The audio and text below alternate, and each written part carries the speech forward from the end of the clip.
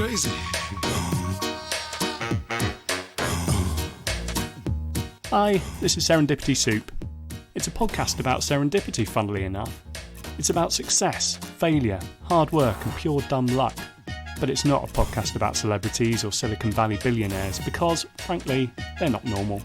So this isn't about taking lessons from thinly disguised humblebrags. Instead, it's a community of ordinary people with something interesting to say about how their life has turned out. If that sounds like you, get in touch. You can email me using soupofserendipity, all one word, @gmail.com. There might be happy endings, or there might not, because life isn't a story. It's much more complicated and wonderful than that. So, wherever you are in the world, and wherever you are in your life, I hope you'll find something useful to take away from these conversations.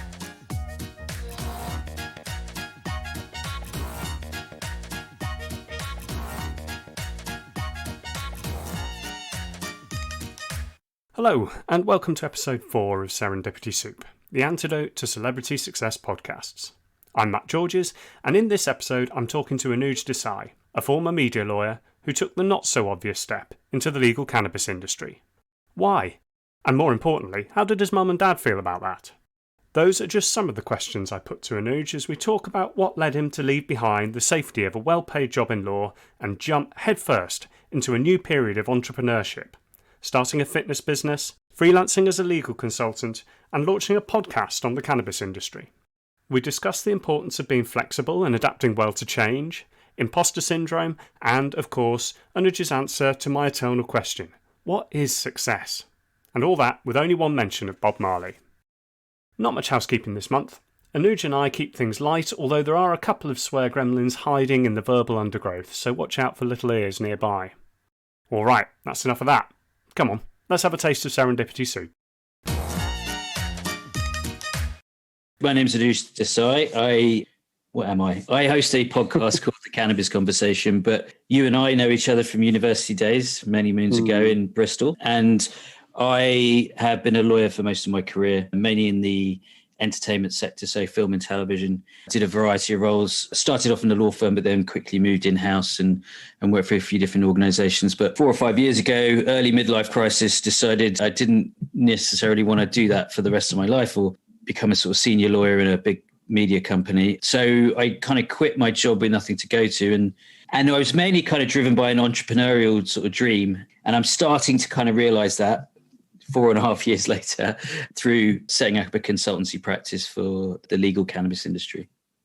Wow. I don't know if it was completely mapped out. Maybe you can say, but you'd gone from this fairly standard law career and then suddenly, you left with nothing to go to. That's really brave. I guess where to start with it is what prompted that sudden change of heart? Where did that come from? Well, I think that's the false assumption. It wasn't sudden, and and that's the thing, right? You think about these things for a long time, and I had been thinking about it for a long time. I was at a company that I really loved, and I was seeing career progression in that and working with some great people. And then they got bought by a big company, and they weren't very good. And my youngest was a baby at the time, and they offered me redundancy when they bought the company. But as he was just born, so this is not a good time to sort of have a spot on the sidelines. So I'll stick it out for a bit and see how I go. But I worry he wasn't enjoying the job. I didn't like the company. I didn't like the people who I was working for. And I was sort of looking for other jobs that I didn't really want just to get out. And I was going for those jobs and I wasn't getting them because clearly they could tell that I wasn't motivated to get that job. And then there was sort of a vicious cycle, really, of then getting more depressed about it, et cetera, et cetera. And so I had a situation where the company was also all about downsizing. So they asked me to make 2 of my team redundant. I went home and said to my wife, you know what, the package is pretty good. Why don't I put myself forward? Because I probably cost more than both of those people put together, and sort of take me off your books and sort of, not in a kind of necessarily valiant way. But it was going to say you fell on your sword there. Yeah, no. I'm making it sound much better than it is in that respect. No, I was going to be compensated for it, but I thought this was like a good opportunity to do that. So I went in and I spoke to my boss and I said, if you're offering this, why don't you take me instead? And he said, well, I still want to get rid of them, but if you're also interested in leaving, then we can come to an agreement. So I didn't leave with nothing to go to. I had a little bit of a payout to sort of give me a few months runway. I hadn't really mapped out anything else other than that I'd been working on business idea with a friend for the previous 6 months on a very low level, but It was a health and fitness business for older people. And it just felt like, why not give it a go? And I'm quite lucky as a lawyer. It's quite a useful trade to fall back on. So I could sort of consult on the side of that. It was a set of circumstances that made it easy. But I guess it was still quite a big decision to do that.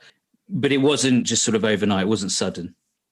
How did the fitness industry initiative go? It was great. I really enjoyed it. It was messy. We were doing it on a minimal budget. I really enjoyed it. I did it with a friend, and it's fair to say that not all friends are designed to be business partners. And we realized that actually after 6 months, we basically had a conversation to say, like, let's save our friendship instead of this business. Right. It was a great experience. And it sort of just told me that I didn't really want to go back to big corporate life, because I just didn't. On the podcast, I talk a bit about it. The thing I'd seen in these big companies is that it just gets very political at the top. I mean, all companies are political, but in very large organizations, you become a C-level or just below that. And you don't really do actually that much work. You're just dealing in between departments, and everyone's trying to get applause and credibility for their own department. And this causes clashes between teams and things. And I've seen it in 2 or 3 different places. And I just think it's a function of big organizations with lots of human beings in them. And none of that really appealed to me, really. And so I thought, let's see if I can do it myself. I still haven't nailed that. And, one of the things that I would say about this is, I think we always want to go from one thing to another safe bet, but it doesn't really work like that. And your next move, the best move for you could be 5 moves away from where you are, but you're never going to know that unless you make that first move. So similarly, I've had to pivot 3 or 4 times since leaving full-time work, both to react to necessity, but also to react to things that I learned that I like more than others. There was a study into what people did when they were made redundant, say at big car plants or coal mines and so on. There's a section of society that believes that people who were made redundant, when industrialization kind of came to an end in the UK, that they've just been sitting on their asses for the last 20 years or something. But in fact, you interview people, they've gone from those sorts of jobs to something very, very different. And I'm talking like a guy who used to be a miner who's now like children's entertainer, a clown, literally. And you just like, how did that go? And he's just like, I love it. Yeah, I really enjoy it. It might sound kind of a bit flippant and like not taking it seriously, but what this study was showing was that once people were given the push to try something new, not everybody enjoyed it. And certainly not everybody found the thing that they wanted to do, but a lot more people did than maybe thought they would. They found themselves in very, very different occupations that they wouldn't have gone to unless they'd been pushed. And I guess it's the bravery that comes with pushing yourself, because you didn't have to leave. You could have just sucked it up and, made those 2 people redundant and tried a bit more politicking and get out on the golf course or whatever it is, But you didn't. There was a bit more to it than that. So what's been the jumps then that you've been on from that first attempt to kind of try something different? Where else have you ended up? Before I answer that question, I'm just making me remember the thought process that went through, and I would credit one book that I read that kind of started to open my mind up about this, and it's called The Growth Mindset by Carol Dweck, who I think is an educational psychologist. And now actually, I believe this book is used by teachers in the UK education system in terms of teaching kids. And it was really illuminating, because I had previously categorized myself as, I'm a lawyer, I don't have any imagination, and therefore I couldn't start or create an idea myself. I could probably help you do it. If you had an idea, I could help you run a business. So I was kind of looking at myself as maybe a future COO or something like that. But I'd put myself in that box. And then I was reading this book about the growth mindset, and it was really sort of saying that, just challenge yourself to do things that you're not good at, but having a constant appreciation of learning and the idea that you can kind of improve at most things by applying yourself. Maybe just realize that, well, look, I'm not currently very imaginative, but maybe if I indulged it a bit more, then I could cultivate those sort of new and different skills. And it really kind of brought down the barriers, the sort of self-limiting barriers I had in my head about what I could and I couldn't do. So that book was very kind of pivotal in inspiring me to think that I could do something. I would never have put you down as somebody who lacked imagination. I'm interested in how you got that view of yourself. Well, I mean, I guess it goes back to the idea of creativity and failure and these sort of things. I wasn't very musical.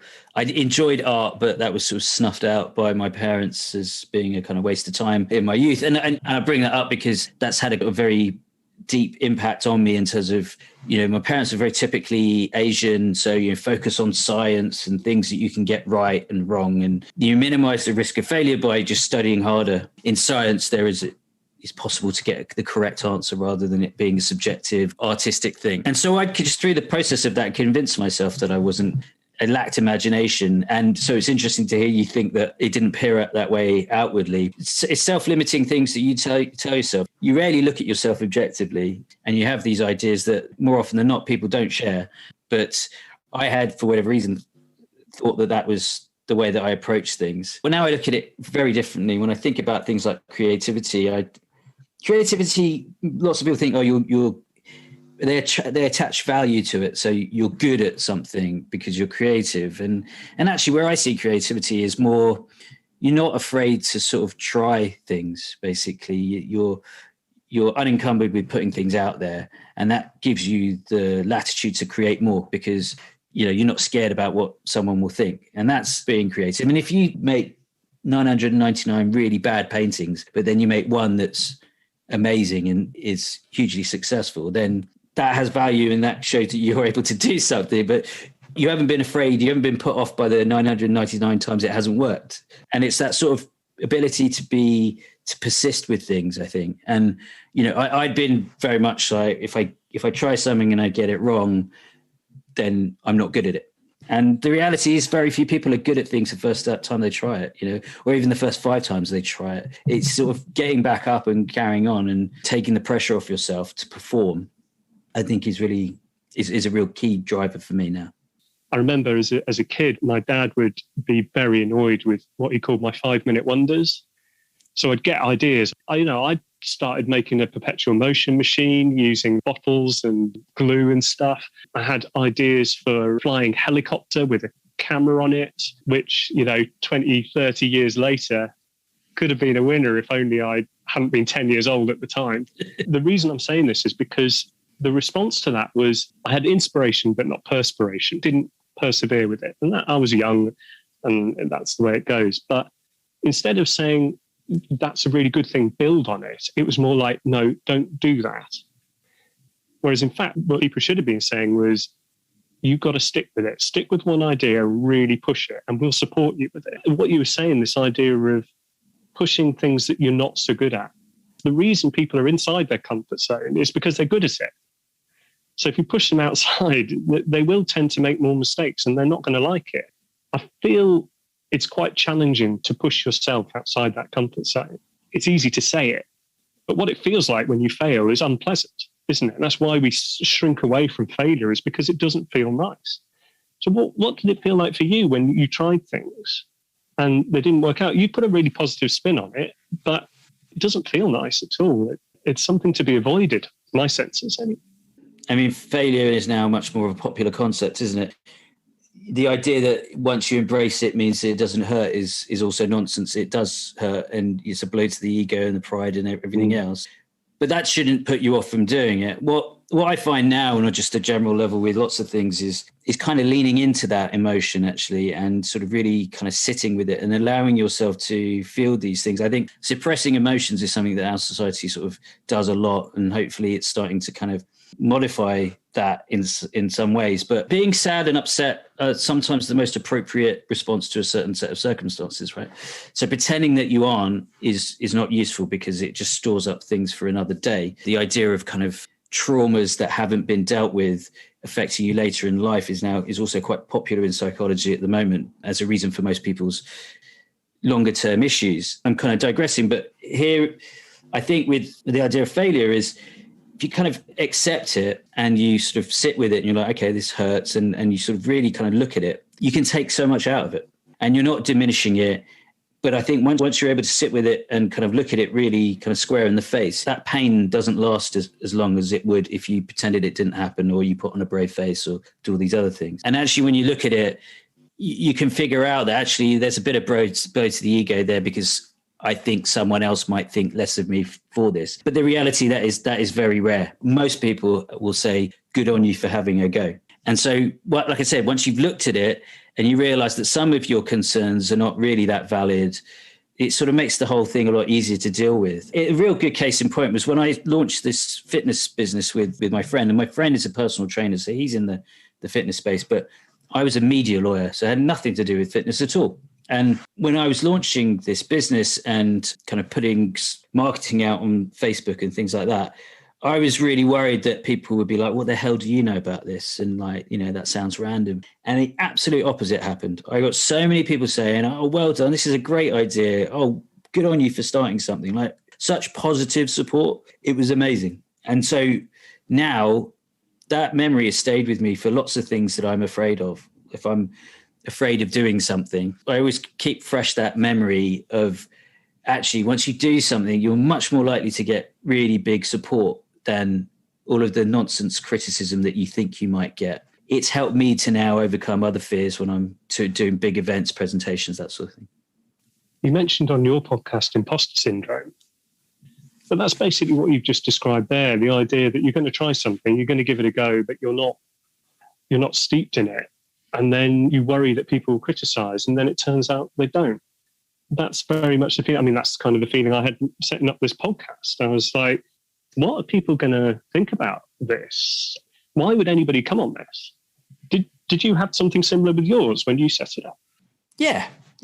You think you lack credibility, so why would someone talk to you, type thing? And I mean, that's just with the podcast, but equally as a lawyer, you speak to any lawyer and they're like, oh God, one day someone's going to find me out. and I think people have that in most professions. When I was thinking about preparing to speak to you today, there's one of the key things that I've been looking at over the last few years is this idea around assumptions that we make. We make assumptions about other people all the time, what they're thinking, but also what their lives are like. And then crucially, we make huge assumptions about ourselves as well. And when it comes to assumptions about other people, and it's not helped by social media at all, because it just sort of fuels this. But we seem to think other people are leading these perfect lives without issues. And the reality is that's utter nonsense. I mean, COVID is something that's brought that home in stark kind of view. There are just too many variables for people to be on top of everything. You could have a great job, but you're having troubles with your wife, or your child is sick, or your mum or dad has just died, or 1,000 different things, that could be happening to people. And I had a friend that asked me when I wasn't feeling so great a few years ago. He said, look at your friends, whose life would you want to swap with? And I actually... And you said me, right? That's first I said Matt, and then I said, actually, let me think about it. And initially, obviously, I thought of my most wealthy friends first, and then I kind of looked at their lives, and I was like, well, they work 70-hour weeks and got a flash car and everything, but they don't really ever see their kids. They're traveling 2-3 times a month and all this stuff. And I was like, money isn't that important to me that I'd want to do those sacrifices. So then I looked at other people, maybe someone who had a job that they loved but didn't have enough money, the other side of the coin. And then I just sort of decided to realize, actually, there's lots of things that I have that I'm really grateful for. And I think we project these kind of ideas about what other people are going through and seemingly ignore the fact that they're human and they're going through similar things to you. When I talk about assumption about ourselves, one of the things that I've found was a key driver for me to leave the job that I was in was I was mainly behind a computer screen, just emailing people and negotiating deals by email. And I was like, I'm a people person. I much prefer being in the company of others and meeting and getting to know people and building relationships. And I wanted to do more of that. So that was a key driver. But I just assumed that everyone wanted to do that and everyone was good at that. And that was my assumption. And I basically assumed that the skills that I had were nothing special and they were very ordinary. And I didn't have enough to make me stand out. And actually just getting out there and speaking to people, not everyone has those skills. And I display mine in a different way to others who have similar skills, right? So it kind of made me realize, actually, yeah, I should sort of focus on the things that I want to do and that I'm good at. And actually, they are valuable and unique in their way to what people are looking for. So we shouldn't use it as a I'm nothing special kind of internal dialogue. People talk about, you need good soft skills. I don't know that they're very valuable. No, they are valuable. They're not valued.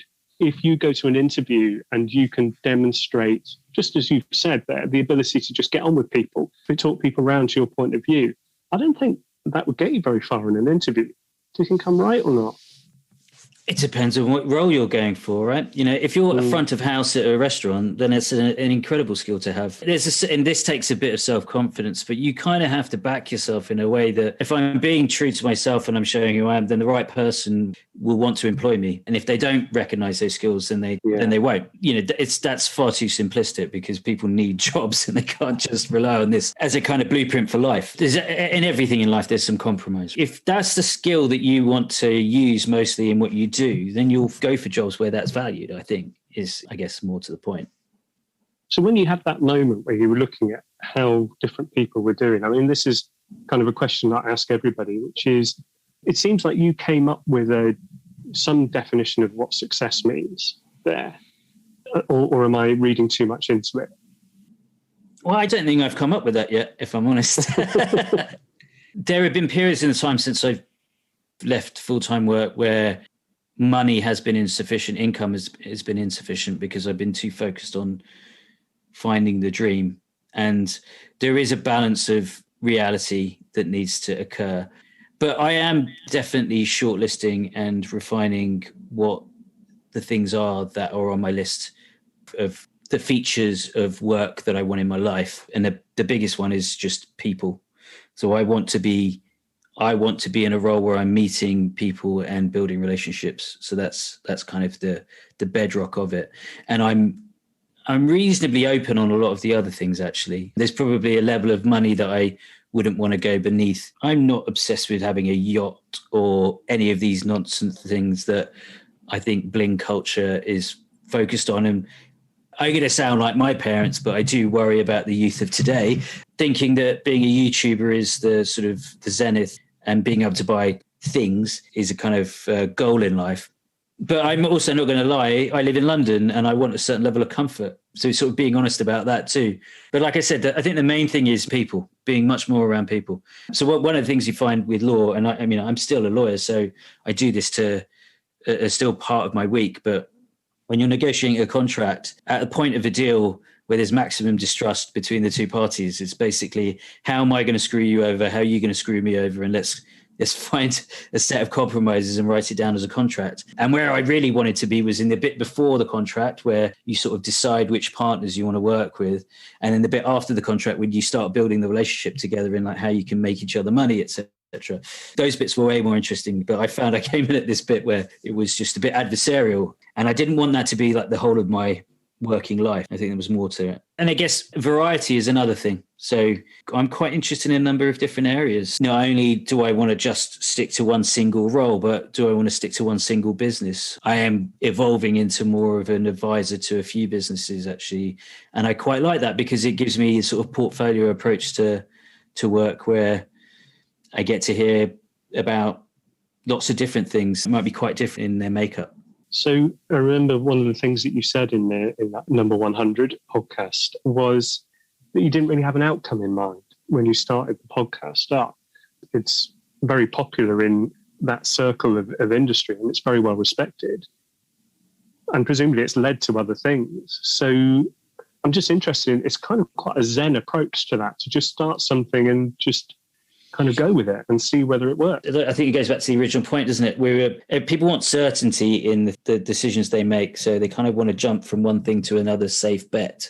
And I mean, that's entirely possible. If you get another job at a company similar to yours doing a similar role, then you're probably, that's as close as you can get to doing that, right? But you still don't know the people that work there. Your new boss might be a complete whatever. And so there's a risk there. Well, one of the things that I've learned over the last couple of years is that this idea of building something and doing a little bit every day that eventually does lead to something. And I'm now kind of starting to leverage that, but I've been doing it for 2 years. And if you'd asked me at the time, would I do it if I realized it would take me 2 years to start leveraging it, I would have probably said no. And equally, when I left the full-time role, if you'd have told me it took me sort of 4.5, 5 years to find something that I'm really enjoying, equally, I don't know whether I would have made that decision either.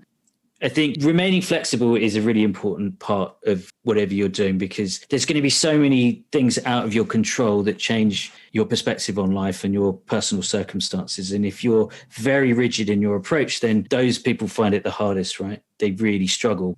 So, for example, COVID is a perfect example. No one would have predicted what has happened and the way it's changed everything. And people that I know that have struggled the hardest with it are possibly the more rigid people who are just not that open to change. Is that fixed mindsets that Carol it is the fixed mindset, really. And if you've got a fixed mindset, then you don't expose yourself to areas that you're unfamiliar with, and you keep yourself in areas that you are very comfortable in. And you can excel in those areas, don't get me wrong. You can be very high performing, but you're just not able to deal with change. And I think things are changing so rapidly now. We have just a much bigger world through the supercomputers in our pocket. We're just exposed to so many more people, so many more influences, so much change. I think an essential life skill now is to be adaptable and open to change and new things that happen. I wanted to focus on that, the kind of cross-fertilization of ideas. A number of people I've spoken to talk about not being stuck in one mode of thinking. So they're always looking to their interests and their hobbies, which you never know. You might get a smart idea from over there that you can then put into maybe your full-time job or vice versa. And it sounds as though you've gone down that route as well, that you've moved from commercial law into something feels a bit more risky, but it's also you're picking lots of bits and pieces out and putting them together in new ways. Is that a reasonable description?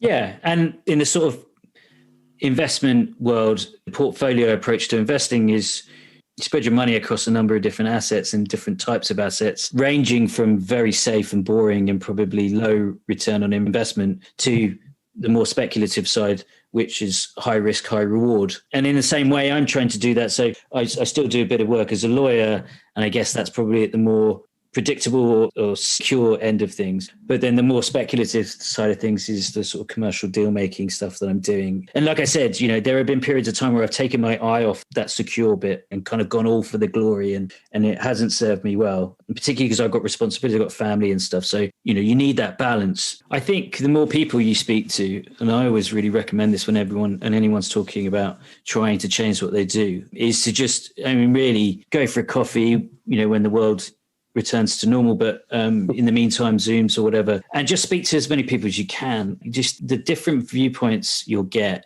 and different bits of input will all be useful. Even the things that you think are really not that useful, they'll confirm the things that you do or don't like. And you'll at least be able to take away at least one or two good things from a conversation that have made you think or made you want to explore something new. And I think we look at things in a very linear way, and we think A plus B equals C type thing, but we fail to factor in that during that journey, the things that you learn will also take you in a new direction. I was trying to think of a good analogy. It's a bit like if I earn 10 grand a month, in a year's time, I have 120 grand, let's say. But actually, if along the way you start investing a portion of that, at the end of the year, you have more than that. And I think it's the same in the way that you approach people. So if I speak to 10 people every month, I'll know 120 people in a year's time. It's not that. Each of those people that you speak to will give you new ideas, and that they might introduce you to more people. And it's taken me a long time to start thinking in that way, because it's quite unknown and it's quite unquantifiable, but and it's a bit of a leap of faith. But if you keep putting yourself in the right places, then you can't predict what good stuff will happen, but you're increasing your chances of good things happening, I think. You've been doing quite a lot of that. I'll take you back to that example. You had 999 drawings or paintings, and then one that was, the Mona Lisa or something. How would you feel if you just produced 999 okay paintings and you never got to the Mona Lisa? I mean, is that what you're even aiming for? Are you aiming for one of those high risk, high reward things to just explode and be this like trumpeting unicorn that does amazingly well, or not? No, I don't think I am. There is no kind of single destination, and it's not like when I get there, it's done. It is constantly evolving. We are at the age now where sadly our parents are sort of going to be experiencing ill health, if they haven't already, over the next coming years. And, there's going to be lots of challenges, and things are going to change dramatically at a pace that we can't predict. So the idea of sort of moving towards one single point is a fallacy, really. It'll be constantly evolving. And I never want to think that I'm just aiming for this one big payoff. It would be, I want several big payoffs. No, I mean, no, but I mean, like I want to be sort of constantly producing things that will keep me interested and occupied over the time. And if along the way, one of them turns out to be lucrative or whatever, whatever metric of success is, then great. But I don't want that to stop me from continuing to pursue things. I think in the podcast that you mentioned, I talk about the motivation of employees in a workplace and the three aspects of it. I can't remember, it was a TED talk or something that I posted, and it was three areas are autonomy, mastery, and purpose that actually motivate people in the workplace rather than money. And all of those make sense and have an element of improving and a reason to why you're doing it. And I think those are the focuses rather than a sort of a singular focus on an event. So it's the process of production, the process of creation in and of itself that is satisfying, as opposed to necessarily the result, although obviously you don't want it all to kind of collapse in flames. But at the same time, it's not the final focus that's the issue. It's the process of getting there that's more satisfying for you. Yeah, because you like I said, you just don't know what's going to happen. And if you're in that frame of mind where you're constantly looking out for these things, then you're maximizing your chances because, you might have 2 or 3 different avenues of getting to this place. Well, like I said, it's not a place, it's to success, whatever that might be. And that definition of that changes over time as well. Yeah. What is it for you right now? I mean, I always say real wealth is time. And so having more time, well, whatever that might be. So finding a way that, means that I've got 20 hours a week where I can go swimming, or I can learn the piano, or I can play tennis or rock climbing or whatever it is, that would be great. But it means that I've got to figure out something that will kind of pay for that. Right. Yeah. And so the success would be that I'm able to spend time with my family and friends doing the things that I want to do and not having to be preoccupied by earning money. Okay. And then everyone has different kind of definition of that, right? So I'm just quite taken by that, especially your background, commercial lawyer. You'd think, you're a pretty hard-nosed kind of guy, but all the stuff you talk about is more around values that don't seem to chime with the law. Maybe I'm being a bit harsh on lawyers. This is only a thing that sort of happened over the last 5 years. I've sort of really reevaluated what I was doing. And it was because of a dissatisfaction with the way my life was going, and not in a woe is me tragic way. It was a bit more like, was this what it's all about? Is this what I've got to look forward to for the next 30 years? It was the quite Fight Club moment. Well, maybe, yeah. It's just a bit uninspiring, right? And I was like, there's got to be a different way to do this. And variety was a big driver for me, I think. So a lot of the interesting things I'm looking at now, like I said, are where I get to work with a few different businesses. And that sort of satisfies my curiosity. I'm trying to write an essay at the moment about this. It's just essentially sort of embrace the messiness, because the idea that we have perfect lives or can have perfect lives is just such bullshit. Excuse my French. I don't know what it is, whether it's the media or social media or whatever, that makes people think that they can do this. And technology, I don't think helps. To-do lists sort of masquerade as these things that help you, and they make you think that you can get everything done, but you can't. Like there's just too many things to do. And so actually it's about embracing the messiness, right? That you're going to drop balls and then also everyone else does. And so having some compassion for them and you, that we're all just very human. It's the compassion for yourself that's the key thing. And I remember you again saying this in the podcast around the fact that you are going to make mistakes and that you need to be kind to yourself and remember that other people do as well. Just in case anybody's keen to find out more, what the podcast you do is called The Cannabis Conversation, right? Yeah. It's not what you might think. I don't want to make any crude and very obvious jokes at this point. Please do. It's about Cheech and Chong and Bob Marley and what else? So it's basically about the new emerging legal cannabis industry and particular elements of it. Is that around medicinal cannabis, but is there other stuff as well? It's legal cannabis. So the broad church of cannabis, which includes medical cannabis, CBD and hemp. So hemp as an industrial material. But inevitably, I do cover a bit of recreational cannabis in that it is legal in certain states in the US and in Canada. So I do cover it from a kind of industry perspective on that level. I get to speak to scientists and researchers and policymakers and investors and entrepreneurs. And so, yeah, it's great. I love it. It gives me brilliant reason to just be nosy and ask questions. Yeah. I think that's kind of why I set up this podcast, actually. Now that I've dug underneath it, I think it's just because I'm quite nosy. That's all there is. It's good. Being inquisitive, I think. Let's call it that. Oh, yeah. That's a much better way to put it on your CV, isn't it? Yeah. Curious, inquisitive.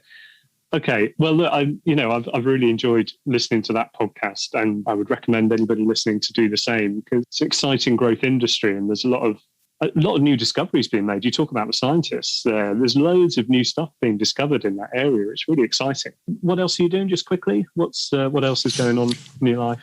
So I've got 2 kids. So I'm doing the dad thing. I've got a consultancy practice called Canvas, which is basically a legal and commercial consultancy for businesses in the cannabis space. And yeah, got my hands full with those things, actually. That's plenty to be going on with. Yeah, fair enough. It's been a pleasure. Thanks for your time. I know you're busy, so I do appreciate it. Cheers, all right. Matt. Take care, Thank mate. you.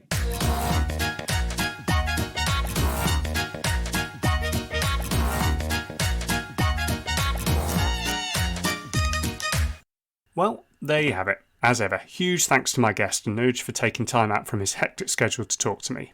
If success really is time, then I've made him slightly less successful, but hopefully his loss is your gain. Thanks also to Julian Holmes for his cover artwork, to Acast for hosting, and of course to you for listening. On which note, I now have enough listeners for Acast to tell me what countries you're all listening from. Unsurprisingly, the UK is top, but if you're one of the surprisingly high number of downloaders in the Falkland Islands, or perhaps you're my single listener in Taiwan, or maybe you're just tuning in from anywhere else in the world, please do get in touch. It'd be great to hear your stories. You can email me at soupofserendipity, all one word, @gmail.com, or look me up on LinkedIn. Thanks again for listening, and see you soon for another serving.